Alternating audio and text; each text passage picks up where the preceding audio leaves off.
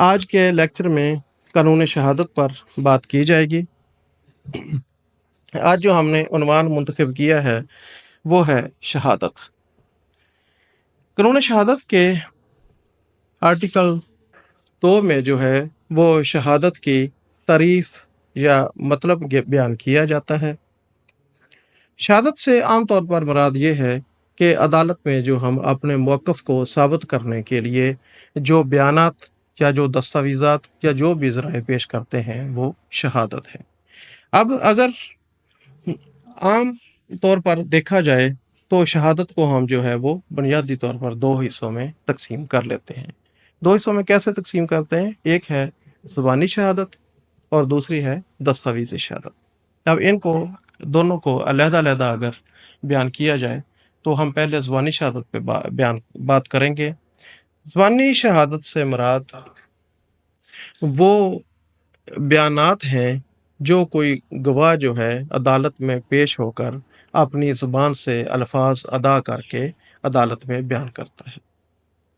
کوئی شخص کسی واقعہ کو دیکھتا ہے، کسی جگہ پر موقع کا گواہ ہے، عدالت میں اگر وہ جاتا ہے اور اپنا واقعہ سارا عدالت میں بیان کرتا ہے اور عدالت کو فیصلہ کرنے میں، عدالت کو انصاف تک پہنچنے میں مدد کرتا ہے، تو جو وہ بیان دیتا ہے اس کو وہ زبانی شہادت کہا جاتا ہے۔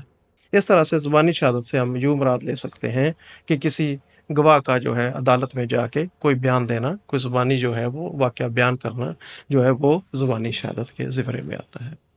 شہادت کی دوسری قسم پہ اگر ہم غور کریں تو وہ ہے دستاویزی شہادت۔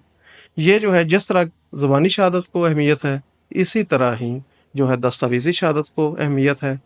دستاویزی شہادت سے مراد کیا ہے کہ عدالت میں جو ہے اپنے موقف کو ثابت کرنے کے لیے، اپنے مقدمہ کو ثابت کرنے کے لیے فریقین جو جملہ دستاویزات پیش کرتے ہیں اور عدالت ان کا معائنہ کر کے ان کو جو ہے وہ اپنے فیصلہ پر اثر انداز ہوتی ہیں وہ دستاویزات، ان سب کو دستاویزی شہادت کہتے ہیں۔ بعض اوقات عدالت کے لیے جو ہے وہ دستاویزی شہادت کے بغیر کوئی فیصلہ کرنا ممکن نہیں رہتا۔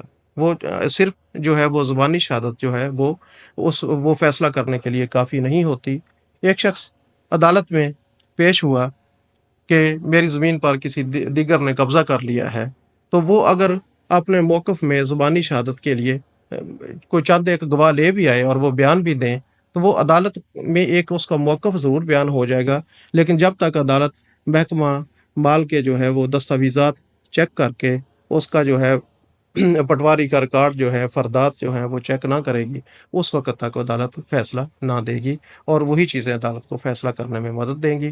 اسی طرح بے شمار ایسی شہادتیں ہیں جن کو ہم دستاویزی شہادت میں شمار کرتے ہیں، بے شک وہ کوئی پوسٹ مارٹم رپورٹ ہو، وہ بے شک فورینزک سائنس ایجنسی کی رپورٹ ہو، یا اس میں بے شک کوئی محکمہ مال کے کاغذات ہوں، یا آپ کے کوئی تعلیمی سندات ہوں، تمام کی تمام جو ہے وہ دستاویزی شہادت میں شمار ہوتی ہیں۔